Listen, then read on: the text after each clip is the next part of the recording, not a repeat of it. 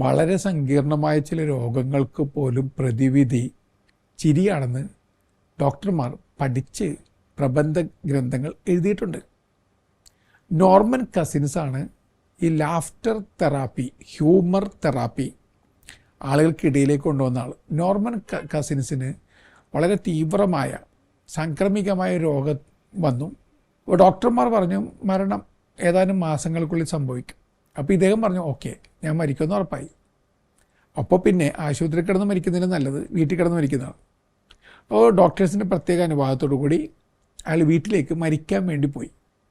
അപ്പോൾ അദ്ദേഹം ഒരു കാര്യം കൂടി ചെയ്താൽ മരിക്കാൻ പോകല്ലേ, മരിക്കുന്നതിന് മുമ്പായിട്ട് ശരിക്കും സന്തോഷിച്ച് മരിക്കാം. അദ്ദേഹം എന്താ ചെയ്തത്, ഹ്യൂമർ നേഴ്സസായ ചിലരുടെ സേവനം അദ്ദേഹം ഹയർ ചെയ്തു.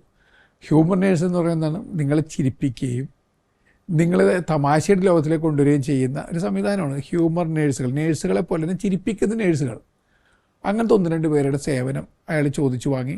അവരിങ്ങനെ തമാശയൊക്കെ പറഞ്ഞുകൊണ്ടിരിക്കും, തമാശ കഥകളൊക്കെ പറഞ്ഞുകൊണ്ടിരിക്കും. പിന്നെ ഇയാൾ കണ്ടിന്യൂസ് ആയിട്ട് തമാശ സിനിമകൾ കാണാൻ തുടങ്ങി. തമാശ സിനിമകൾ കണ്ടു.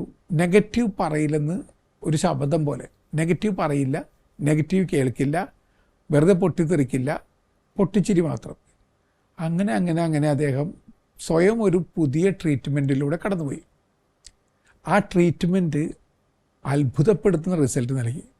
കുറച്ച് നാൾ കഴിഞ്ഞ് ടെസ്റ്റിന് വന്നപ്പോൾ ഈ രോഗത്തിൻ്റെ ചെറിയൊരംശം പോലും ശരീരത്തിൽ ബാക്കിയില്ല. ഒരാൾ ചിരിച്ച് രോഗത്തെ പടിയിറക്കിയിരിക്കുകയാണ്. പിന്നീട് അദ്ദേഹത്തിൻ്റെ പുസ്തകം അനാറ്റമി ഓഫ് സിക്നെസ് എന്ന പുസ്തകം അത് ലോക പ്രശസ്തമായി മാറി. ആളുകൾ ചിരിയുടെ വഴിയിലൂടെ സഞ്ചരിക്കാൻ തുടങ്ങി.